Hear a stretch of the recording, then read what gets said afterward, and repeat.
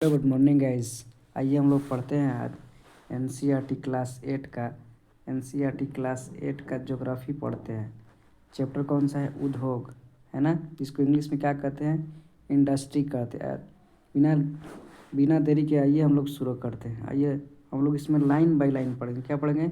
Line by line पढ़ेंगे। एक एक टॉपिक को है ना अच्छे से क्लियर करेंगे और लाइन बाय लाइन पढ़ेंगे, एक भी लाइन नहीं छोड़ेंगे। तो आइए हम लोग शुरू करते हैं। क्या आपने कभी यह विचार किया है कि लिखने की अभ्यास पुस्तिका मतलब बुक, है ना, लिखने पढ़ने के लिए जो बुक आता है या कॉपी आता है जो आप इस्तेमाल में लाते हैं, वो विनिर्माण की मतलब उसको बनाने में लंबी प्रक्रिया के बाद आपके पास पहुंचती है। इसके जीवन की शुरुआत वृक्ष से होती है। वृक्ष से क्या बनते हैं? पेपर बनते हैं। उससे काटा जाता है और लुगदी मिल तक ले जाया जाता है, जहाँ वृक्षों की लकड़ी को संशोधित एवं काष्ठ लुगदी में परिवर्तित किया जाता है। काष्ठ लुगदी को रासायनिक द्रव्य के साथ मिलाया जाता है और अंततः मशीनों के द्वारा कागज के रूप में परिवर्तित किया जाता है। यह कागज प्रेस में जाता है। ये कागज कहाँ आता है? प्रिंटिंग होने के लिए तो जाहिर सी बात है जाएगा प्रेस में ही, जहाँ रसायनों से निर्मित केमिकल होता है। वहाँ पर रसायनों से निर्मित स्याही का इस्तेमाल पृष्ठों पर रेखाएं छापने में किया जाता है। उसके उपरांत पृष्ठों के अभ्यास पुस्तिका के रूप में बांधकर पैक करके बिक्री के लिए बाजार में भेज दिया जाता है। अंत में यह आपके हाथों तक पहुंचती है। द्वितीयक क्रियाकलाप मतलब सेकेंडरी एक्टिविटीज, है ना।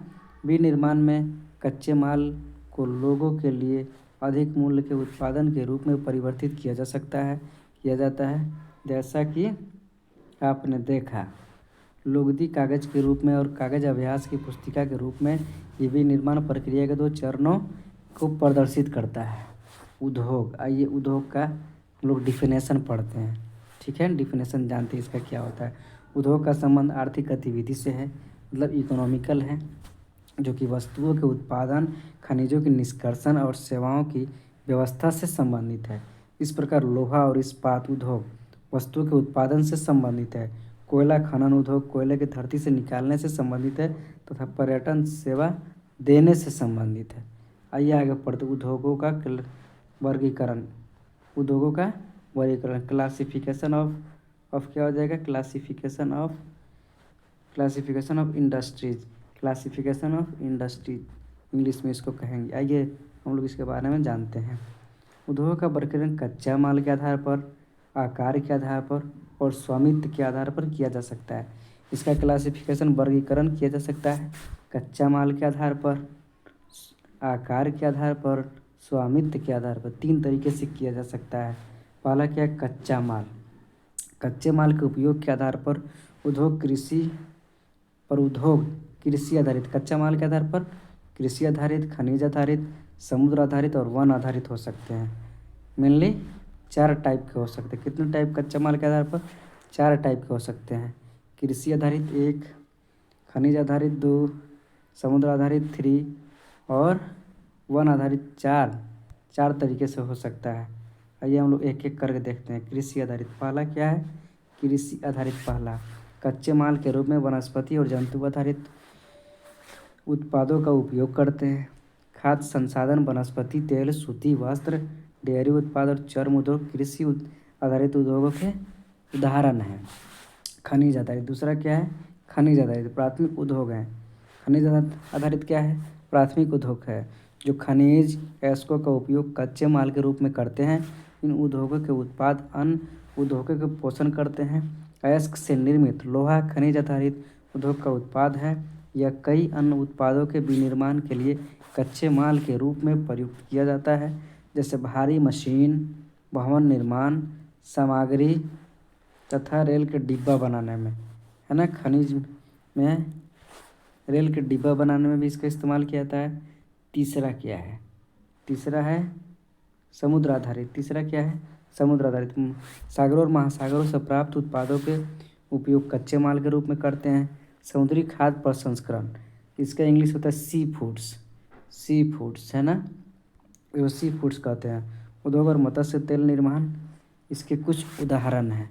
चौथा क्या है? लास्ट इसका रॉ मटेरियल कच्चा का वन आधारित उद्योग वनों से प्राप्त उत्पाद का उपयोग कच्चे माल के रूप में करते हैं। लुगदी एवं कागज, औषध, रसायन, फर्नीचर और भवन निर्माण वनों से संबंधित उद्योग हैं। ठीक है, अब आइए आकार के आधार पर देखते हैं, साइज के आधार पर साइज, आकार को इंग्लिश में क्या कहते हैं, साइज कहते हैं। उद्योग के आकार का तात्पर्य निवेश की गई पूंजी की राशि, नियोजित लोगों की संख्या और उत्पादनों की मात्रा से है। आकार के आधार पर उद्योगों को दो भाग में बांटा जा सकता है। पहला क्या है, लघु आकार उद्योग मतलब स्मॉल स्केल इंडस्ट्रीज, और दूसरा क्या है, बृहत आकार उद्योग मतलब लार्ज स्केल इंडस्ट्री। दो गो होता है आकार के आधार पर, पहला छोटा और दूसरा बड़ा, है ना। कुटीर या घरेलू उद्योग छोटे पैमाने का उद्योग है, इसमें दस्तकारों, पहला का हम लोग देख रहे हैं लघु आकार वाला देख रहे हैं हम लोग, लघु आकार वाला देख रहे हैं हम लोग। इसका क्या है डिफिनेशन, कुटीर या घरेलू उद्योग छोटे पैमाने का उद्योग है जिसमें दस्तकारों के द्वारा उत्पादों का निर्माण हाथ से होता है। टोकरी बुनाई, मिट्टी के बर्तन और अन्य हस्तनिर्मित वस्तुएं कुटीर उद्योगों के उदाहरण हैं। बड़े पैमाने के उद्योग जो बड़ी मात्रा में वस्तुओं का उत्पादन करती है। अब दूसरा हम लोग पढ़ रहे हैं बृहत आकार वाला, लार्ज स्केल वाला।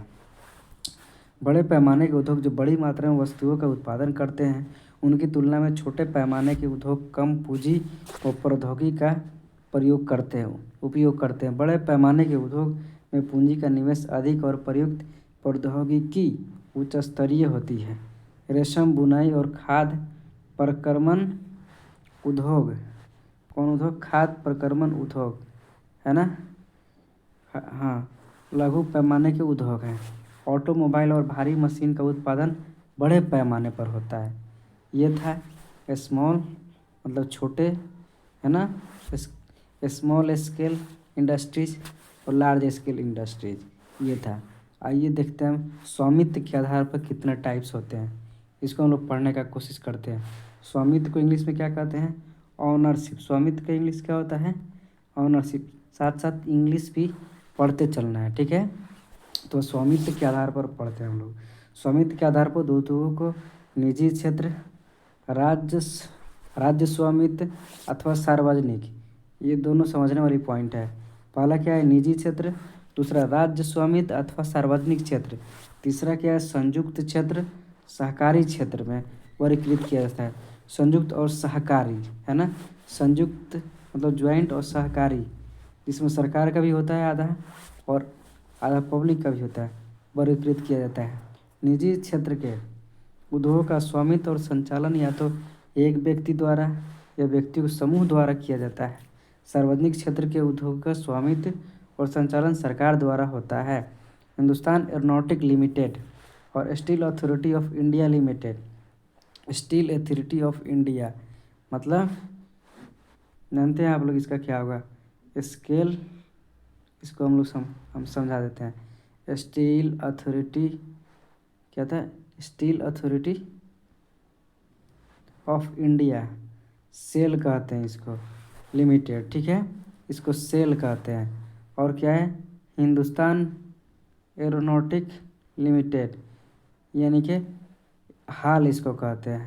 एक होता है सेल, दूसरा होता है हाल, ठीक है। SAIL steel authority of India limited, दूसरा होता है हाल, हाँ, इसको होते हैं हिंदुस्तान एरोनॉटिक लिमिटेड कहते हैं, ठीक है। लिमिटेड। संयुक्त क्षेत्र उद्योगों का स्वामित्व और संचालन राज्यों और व्यक्तियों अथवा स्वामित्व के समूह द्वारा किया जाता है, ठीक है, व्यक्तियों समूह द्वारा किया जाता है। मारुति उद्योग लिमिटेड संयुक्त क्षेत्र के उद्योग का उदाहरण है। मारुति लिमिटेड किसका है, संयुक्त मतलब ज्वाइंट का है। सहकारी क्षेत्र का उद्योग स्वामित्व और संचालन कच्चे माल के उत्पादक को या पूर्तिकारों, कामगारों अथवा दोनों द्वारा होता है। आनंद मिल्क यूनियन लिमिटेड, सुधा डेयरी सहकारी उपक्रम के उदाहरण हैं, ठीक है। आइए देखते हैं उद्योगों को प्रभावित करने वाले कारक।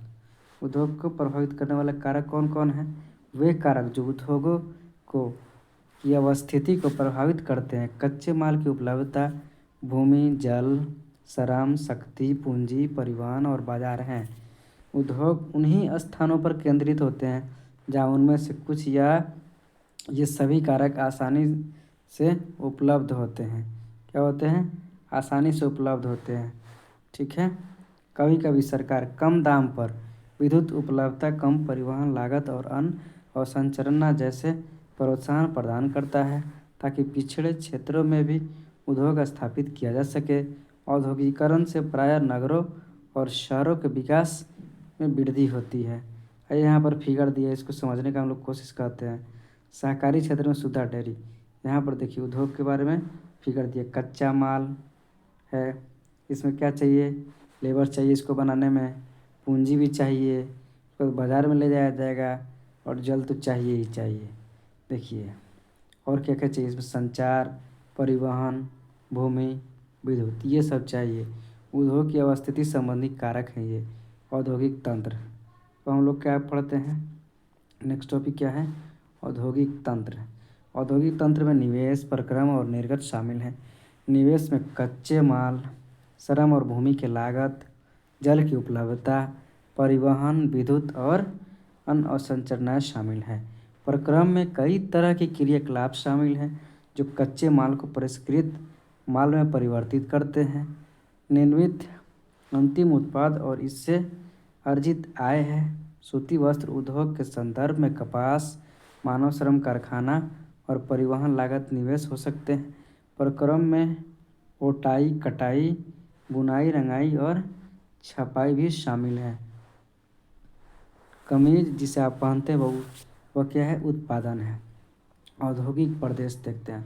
औद्योगिक प्रदेश का विकास तब होता है जब कई तरह के उद्योग एक दूसरे के निकट स्थित होते हैं और वे अपनी निकटता के लाभ आपस में बांटते हैं।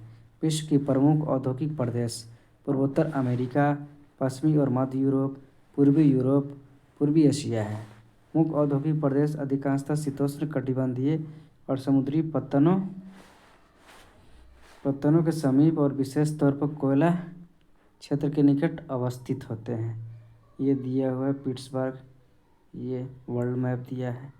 ठीक है, आइए इसको देख लेते हैं। विश्व के औद्योगिक देश था वो। ठीक है, तो देखते हैं हम लोग। भारत में अनेक औद्योगिक प्रदेश हैं जैसे मुंबई, पुणे समूह, बेंगलोर तमिलनाडु प्रदेश, हुगली प्रदेश, अहमदाबाद वडोदरा प्रदेश, छोटा नागपुर औद्योगिक प्रदेश, विशाखापट्टनम गुंटूर औद्योगिक प्रदेश, गुड़गांव दिल्ली मेरठ औद्योगिक प्रदेश और कोल्लम तिरुवनंतपुरम औद्योगिक प्रदेश हैं ये। ठीक है, आइए देखते हैं हम लोग। औद्योगिक विपदा है ना, इसको हम लोग जानते हैं। उद्योग में दुर्घटना या विपदा मुख्य रूप से तकनीकी विफलता या संकट उत्पन्न करने वाले पदार्थों के बेतरतीब उपयोग के कारण घटित होती है। भोपाल में 3 दिसंबर 1984, भोपाल ट्रेजिडी कब हुआ था, 3 दिसंबर 1984 को लगभग 12:30 मतलब रात की घटना है। रात में है ना, रेलवे में इसका क्या हो जाता है, 00 हो जाता है, मतलब 23 के बाद क्या हो जाता है, 00। तो ये रात की घटना है। तो 12:30 बजे घटित अब तक की सबसे त्रासदपूर्ण औद्योगिक दुर्घटना है।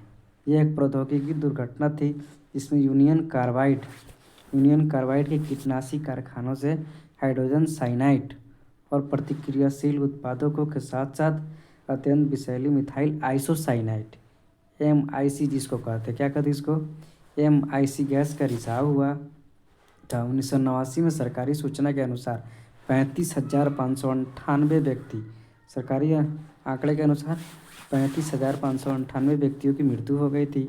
हजारों लोग जो बच गए वे आज भी अधिक बीमारी जैसे अंधापन, प्रतिरक्षा तंत्र विकृति, आंत्रशोथ विकृति से आदि से ये लोग पीड़ित हैं।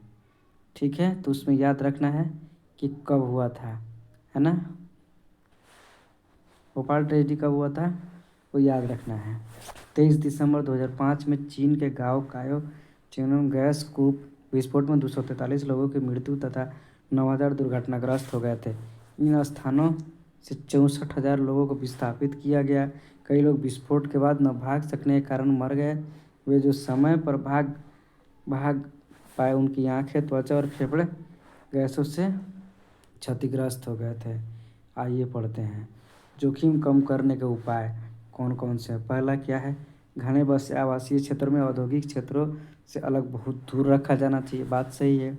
उद्योग के समीप बसने वाले लोगों को दुर्घटना होने की स्थिति में विषैले या खतरनाक पदार्थों से संग्रहण और उनके संभव प्रभावों का ज्ञान होना चाहिए।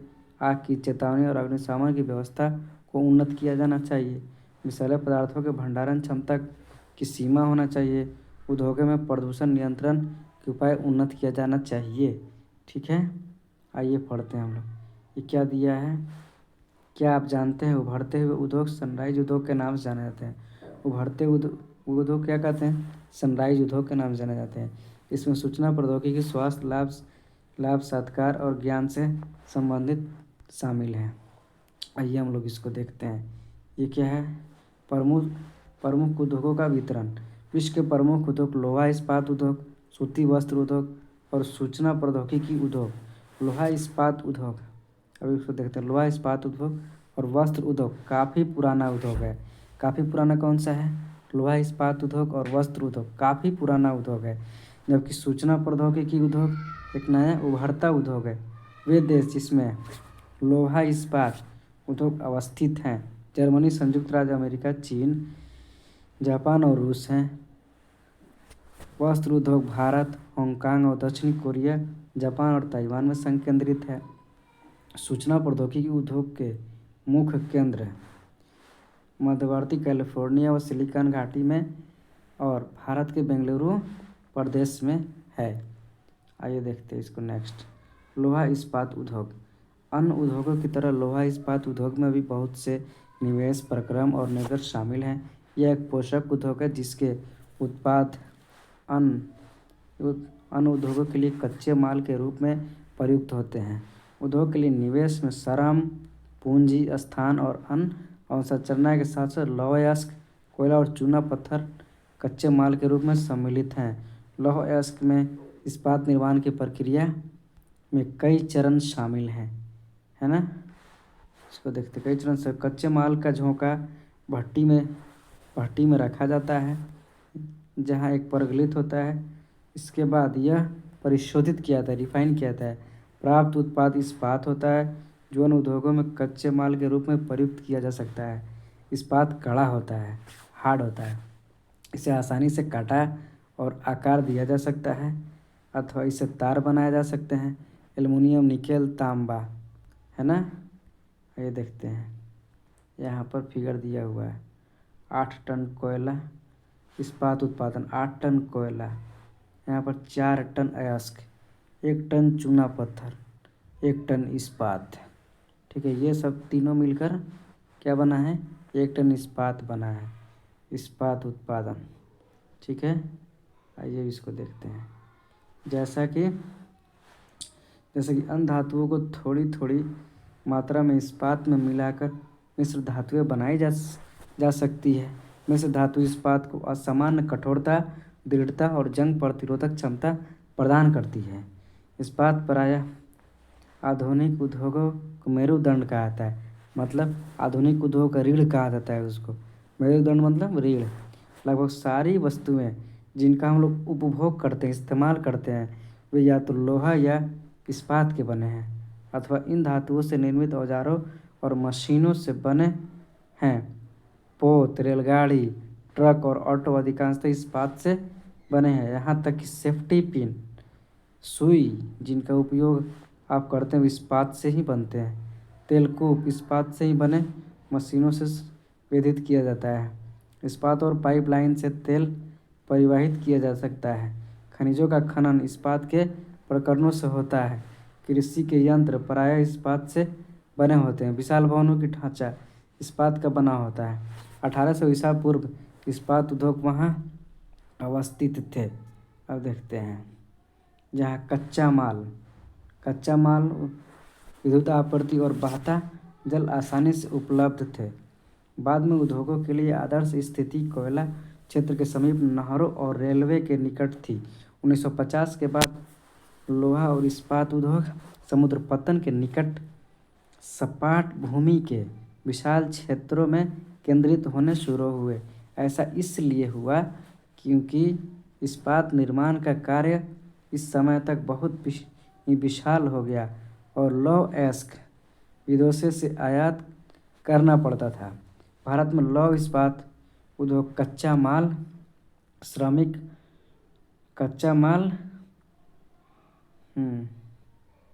कच्चा माल सस्ते श्रमिक परिवहन और बाजार आइए देखते हैं और का लाभ लेते हुए विकसित हुए, है ना। लाभ लेते हुए विकसित हुए सभी महत्वपूर्ण इस्पात उत्पादक केंद्र जैसे भिलाई, दुर्गापुर, बर्नपुर, जमशेदपुर, राउरकेला, बोकारो एक ही प्रदेश में स्थित है, जो 4 राज्यों में फैले हैं।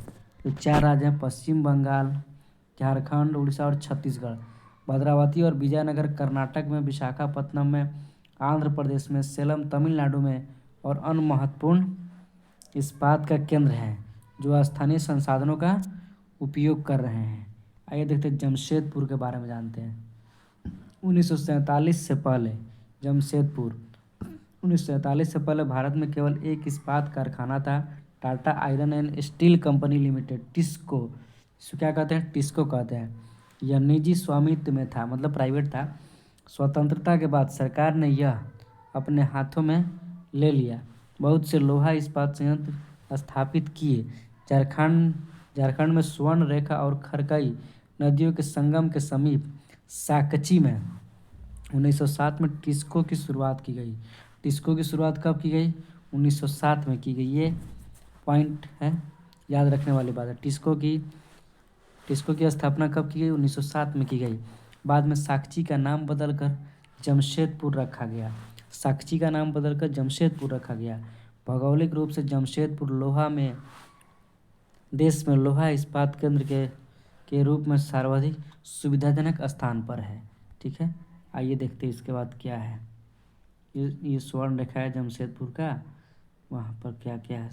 साकची को क्या कहते हैं? जमशेदपुर कहते हैं। आइए देखते हैं। साकची को कई कारणों से इस्पात संयंत्र स्थापित करने के लिए चुना गया। यह स्थान बंगाल से नागपुर रेलमार्ग पर कालीमती स्टेशन से मात्र 32 किलोमीटर की दूरी पर था। यह स्थान लौह अयस्क, कोयला और मैग्नीज निक्षेपों के साथ साथ कोलकाता के निकट भी था, जहां विशाल बाजार उपलब्ध था। टिस्को के झरिया कोयला क्षेत्रों से कोयला और उड़ीसा तथा छत्तीसगढ़ से लौह अयस्क, चूना पत्थर, डोलोमाइट और मैग्नीज प्राप्त है। खरकई और स्वर्ण रेखा नदियों से प्राप्त जल की आपूर्ति होती है। सरकारी प्रोत्साहन से इस पर्याप्त पूंजी उपलब्ध हुई। जमशेदपुर में टिस्को की स्थापना के बाद कई अन्य औद्योगिक संयंत्र स्थापित किए गए।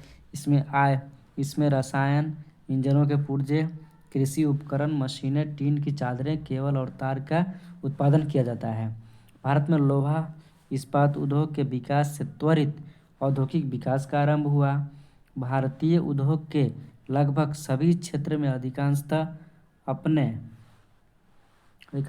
आधारभूत अवसंरचना के लिए लोहा इस्पात उद्योग पर निर्भर है।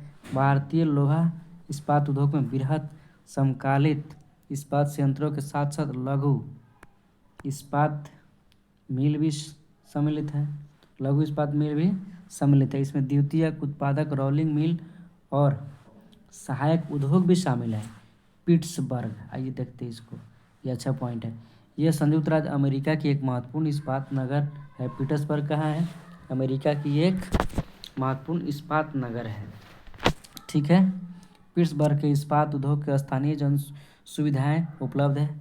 कच्चा माल जैसे कोयला पिट्सबर्ग में ही उपलब्ध है। कोयला कहाँ है? पिट्सबर्ग में ही उपलब्ध है। जबकि लौह अयस्क मिनेसोटा के लोहे की खानों से प्राप्त होता है। ठीक है, पिट्सबर्ग के लगभग 1500 किलोमीटर दूर है। इन खानों में पिट्सबर्ग के बीच नौ परिवहन का सर्वोत्तम मार्ग ग्रेट लैक्स जलमार्ग आता है। यह अयस्क के नौ परिवहन हेतु सस्ता मार्ग है। ग्रेट लैक्स से पिट्सबर्ग क्षेत्र तक लौह अयस्क रेलगाड़ियों से लाया जाता है। ओहियो, मोनोगेला और एल्गनी नदियों से जल प्राप्त होता है। आज पिट्सबर्ग में बहुत कम बड़ी इस्पात मिल है। ये मिल पिट्सबर्ग के ऊपर मोनो मोनोगहेला और एल्गनी नदी के घाटियों में तथा पिट्सबर्ग के नीचे ओहियो नदी के सहारे स्थित है। परिष्कृत इस्पात स्थल और जल दोनों मार्ग द्वारा बाजार में भेज दिया जाता है। पिट्सबर्ग क्षेत्र में इस इस्पात मिलों के अतिरिक्त कई अन्य कारखाने हैं। ये रेल पटरी उपकरण और भारी मशीनों के उत्पादन में इस्पात का प्रयोग कच्चे माल के रूप में करते हैं। ठीक है, आइए नेक्स्ट देखते हैं। तो इसी के साथ हम लोग का टॉपिक क्या हो गया, ख़त्म हो गया ये चीज़। आइए, क्या आप जानते हैं, यहाँ पर दिया हुआ है ग्रेट लेक्स का नाम सुपेरियर, ह्यूरॉन, ओंटारियो, मिशिगन और इरी है। इन 5 झीलों में सुपेरियर झील सबसे बड़ी झील कौन सी है, सुपेरियर झील। अन्य की तुलना में उच्च प्रवाह झील है। सबसे बड़ी झील अगर पूछा जाए तो सुपेरियर झील है, याद रखिएगा आप लोग, सुपेरियर झील। ठीक है, तो इसी के साथ हम लोग का टॉपिक ये समाप्त होता है। अब हम लोग मिलेंगे नेक्स्ट टॉपिक में नेक्स्ट डे। तब तक के लिए गुड बाय।